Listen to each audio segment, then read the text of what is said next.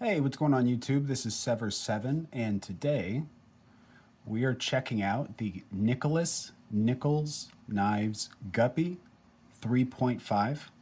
And of course, that's with the ultimate goal of seeing if it's worth adding to your collection or your daily carry rotation. Now, this knife came by way of a dear friend of the channel, Mo Patty EDC. Her collection is vast and incredible. Go check out her shorts. You're not going to regret it. They're awesome. Now, this knife was designed by Nichols, and this is actually a custom. So this was handmade by Nichols, which is pretty fantastic. Custom knives just hit a little bit different than your production knives. With your production knives, they're machined to perfection. With customs, they're not perfect. And there's certain touches that make them feel far and above what production knives feel like. Whenever you have a custom maker, everything to the last detail, the detent strength, the fall action, how does the deployment feel, how are the ergonomics specific to them in relation to the blade shape, right? With customs, there's no real desire to appease the masses. Whereas with production knives, yeah, they make cool stuff. I own a ton of production knives and I love them. But ultimately, they're trying to sell as many of that production knife as they can. With a custom maker, they're trying to make something that's true to them. And you end up getting a much different result with a custom knife than you do with a production knife. And some of that's going to be evident as we go through and we talk about this knife. So for starters, we have smooth skeletonized titanium scales, both front and back. It's a dark stone wash, but the texturing is smooth. We have T8 pivot, or I'm sorry, we have T8 for everything but the pivot, and the pivot is a, I believe, T25. Even the overstop or the overstop over travel stop screws are T8s, and we always love to see that. We don't have a backspacer and we don't have a spot for a lanyard, although arguably you could fit one if you go down here and then immediately come out this side. So drop down, immediately come out right here. You could have a lanyard that would be in no real danger of touching the blade, but it would also look a little janky. And if you want a lanyard that bad, you should probably get a different knife. Oh, wait, I'm tripping. This whole time I was a fool. We have a lanyard spot. I'm a fool in a man's shoes. Yeah, right there. Just poking right out. If it was a snake, it'd have bit me. Damn. Well, I'm not editing that out. So now let's talk about the ergonomics. So it's a nice kind of like crescent moon shape, but it's still neutral, right? You don't have any strong suggestion spots, except for up here. This is telling you pretty aggressively, don't go beyond this point. But whenever I grab it, you would think that it being skeletonized would make it less comfortable somehow. But everything's been rounded, everything's been knocked down. The pocket clip no longer exists. Not that I can't feel it, like it physically is no longer a part of this universe while I'm holding it in my hand. There isn't even a pocket clip there. Now, if I take my hand away, there's a pocket clip, obviously. But as soon as I grab the knife, there's no clip. Because if there was, I would feel it. And I can't. So this knife is incredibly comfortable. Now, up here, we have a little bit of jimping right where it meets your finger, which at first thought, I would have been like, well, that's aggressive, right? Because like I'm going to choke up. right? And if this is as far as I can go, why would I want there to be jimping going into my finger? It actually works out great. Doesn't hurt, and it just makes you feel more locked in. It's like the jimping you didn't know you needed. It's fantastic. So nice and comfortable handle. Everything's knocked down, everything's rounded. You have a little bit of texturing, or rather a little bit of milling. And it's nice and knocked down in here for the lock bar. Now the blade, we've got, and this one's debatable. I'm going to say we have a harpoon drop point. And I say harpoon because we have this, and this is a harpoon. And then I'm going to say a drop point because the tip of the blade is about equal with the pivot. If it was above this, it would be like a Persian or a Bowie. And if it's too far below this, then you're looking at like a Warncliffe. But the reason this is debatable is because this is a straight line. And you could say it's a clip point if you started right here and it's a straight line down, the argument could be made. But those people would be wrong because this is a harpoon drop point. We've got Magna Cut steel, HRC between 63 and 65. Magnificent. Very little branding. I wish this was moved to the backside, but then again, if I handmade a thing, anything, I would probably want people to have some idea of who made it. And his logo is pretty nice, right? It's an N inside of an N, and it just looks pretty good. And obviously custom made in the US. So this is going to be a very useful blade. You know, as usual, it's what you would expect. We do have a nice belt satin. We are relatively slicey. And then as we go forward, we get a little bit thicker, and we have still a very nice and robust point. So very utilitarian and very comfortable ergonomically. All right, let's talk about this action a little bit. And this is where things get a little interesting. So let me back up a second. I did have to tune this slightly.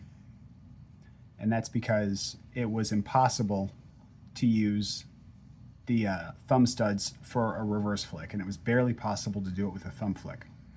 Now, 100%, I think that's because the thumb studs are so small, right? Like if you get in there and look, like if we grab, just to compare the studs, if we grab, say, the Concept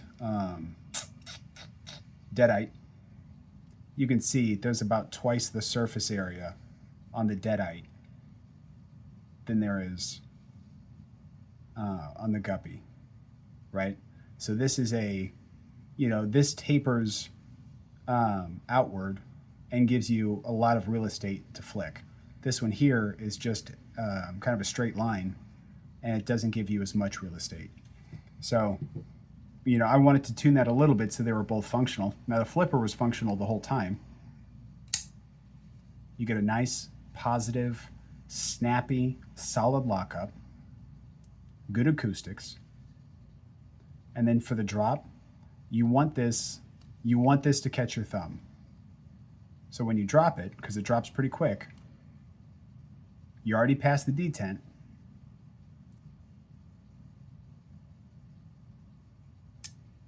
There we go.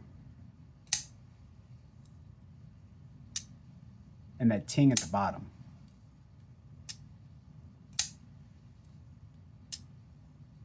It's like music. Sorry about that, guys.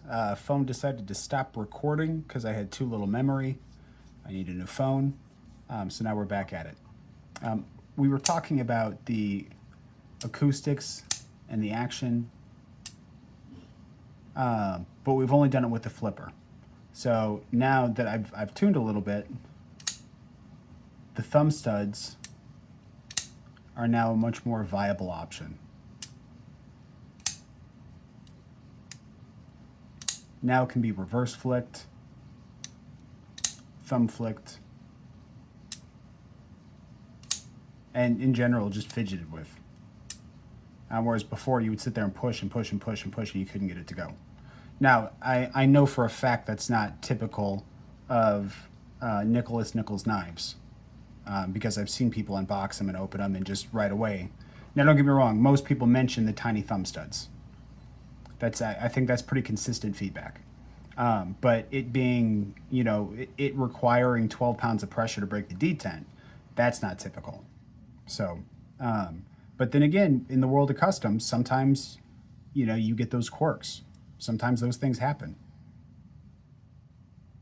There's nothing wrong with it. You can either tune it out yourself, or 99% of the time, you can just send it back to the maker and say, hey, will you lighten this detent for me? Well, they're the ones that gave it the detent in the first place, so usually they're perfectly fine doing that. Hell, I bought a custom and I had a problem with the blade shape. And I was like, this isn't quite what I thought it was going to be. What did they do? Well, they told me that it would be really hard for them to fix it. And I said, okay, don't worry about it. And then they said, fuck it, and they just fixed it. Whole new blade, which was awesome. But these custom makers tend to take really, really good care of their customers. Custom knives are not cheap. And I'm not saying they should be. When you have someone who's dumping, 20 to 30 hours of their life into making something, and then you buy it, it's almost like you bought 20 or 30 hours of their hard work, their talent, their perseverance.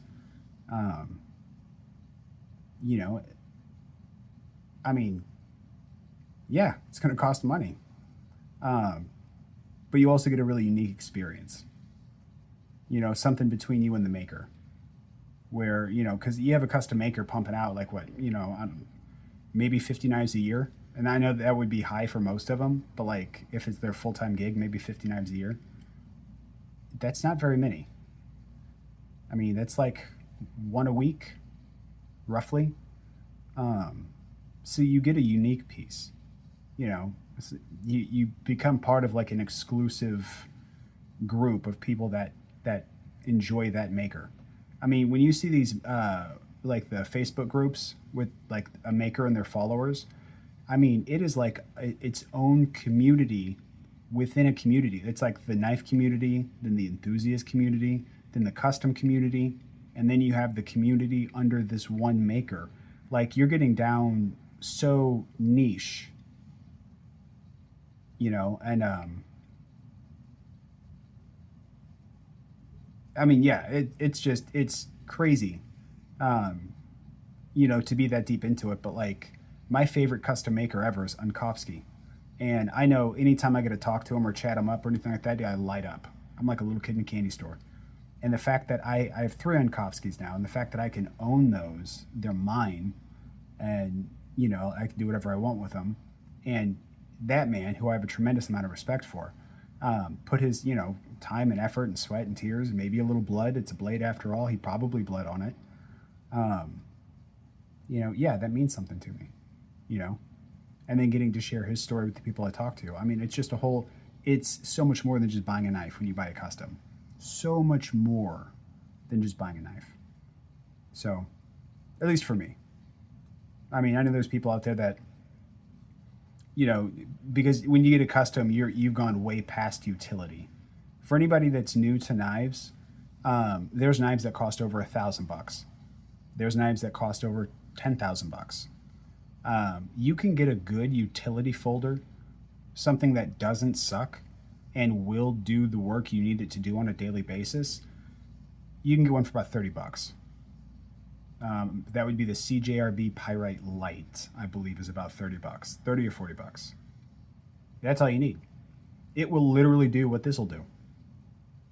Now, this can handle, better weather conditions, and this is going to stay sharper longer, and it's going to be tougher. But you can find MagnaCut for $100. You don't need to spend that much. people that want these knives, people that buy these knives, are not in it for the raw utility of owning a knife. They're not in it because they want something that will do a cutting task. They already have 1,000 of those. They're into this because they saw the knife and it spoke to them. It wasn't just an observation they made, it was a feeling they had. They go, oh, I think that knife was made for me. Or I think this maker can make the knife that's made for me. I think I have to have that. And then they go buy it. And yeah, they'll use the shit out of it, or they won't. But people at this level of knives are definitely interested in things far, far deeper than just utility. Knife is tool, right? Like, we all know it is. But just like anything else, just like watches, just like shoes, purses, there's some things that you just get deeper into beyond their utility. And knives are one of those things. So, the action's really good. It's really, really good. Lock bar access is plenty easy. We have a little scallop over here. No scallop in here, but you really don't need it. You have plenty of room, and it's easy enough to push out of the way.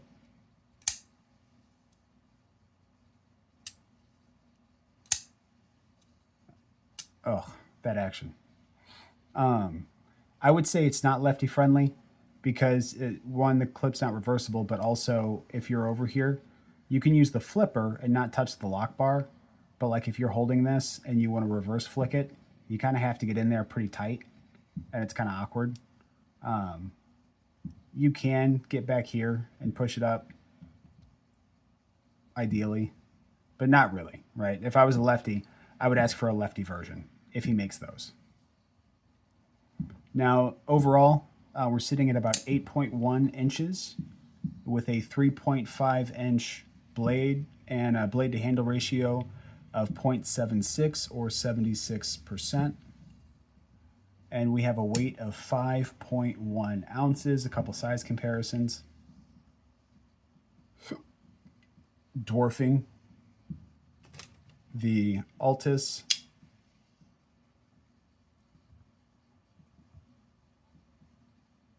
Dwarfing the Real Steel Sylph.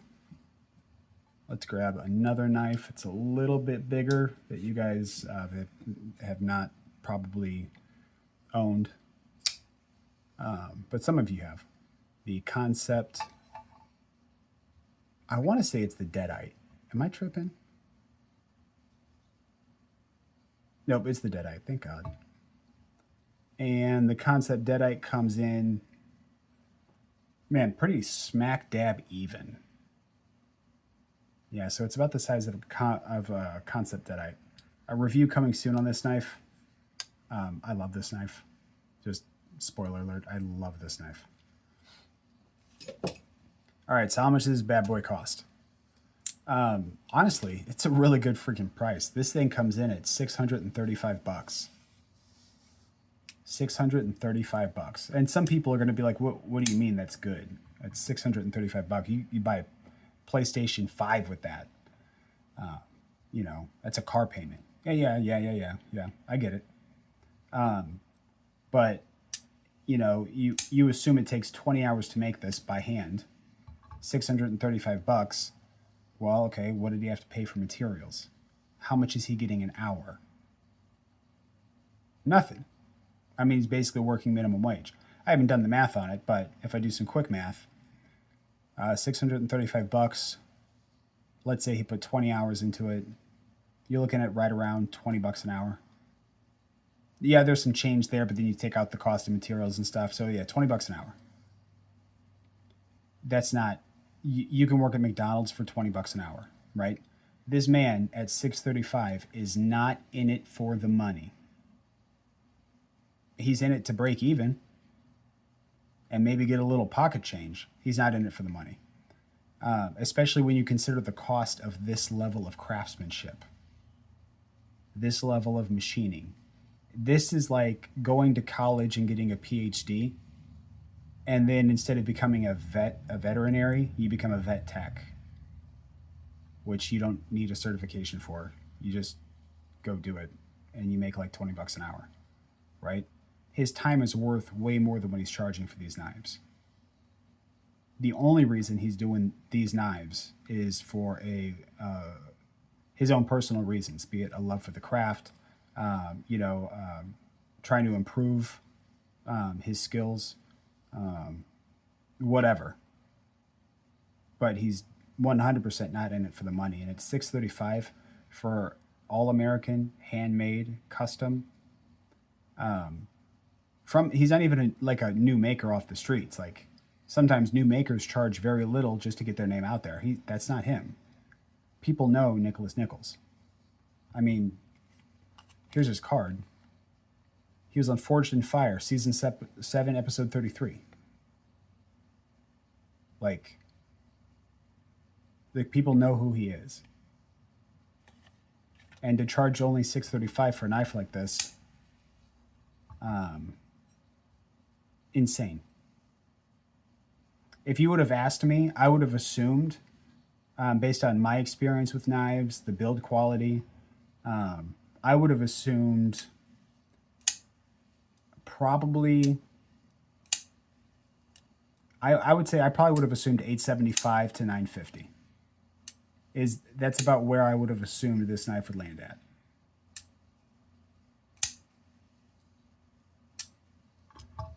He executed fantastically. My only critique is the thumb studs. If they were a little bit fatter, had a little more surface area, that would be fantastic.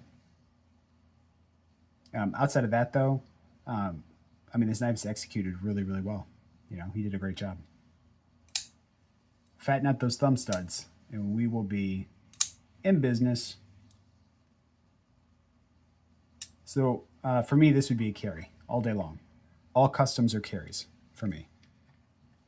I'm not going to have somebody put that much blood, sweat, tears, and effort into a knife for me to stick it in a box. I'd use this knife until it wasn't a knife anymore. It's not mine, so obviously I'm not going to do that, but I would. So tell me down in the comments, what are your thoughts? Is this a collection piece? Is this a user? Or if you disagree with any of the stuff I said, please, by all means, let me know down in the comments. Good discourse is perfect. I love it. So let's start having some conversations down there, right? Well, that's it for today. Check out Mo Petty EDC and all of her shorts. This knife came by way of her. She has an amazing collection. Please like, subscribe, comment. If you want to support the channel financially, there's ways down in the description to do that. PayPal, Venmo, Cashapp. And the reason I promote that is because running the knife channel costs right around $1,000 a month. About $240 of that a month is shipping. So I would love some help with shipping. Make my life a ton easier. And it would allow me to free up money towards improving the quality of the content, right? Because like right now, I've kind of got a crappy lighting setup. I don't have a backdrop. I don't have an intro. And having money to hire, some people off Fiverr to kind of help me go through and put some of this stuff together, that would be awesome. Also, eating more than ramen would be great. So I appreciate you guys. Sorry for the shake. Nothing but love. And until the next time, guys. Peace.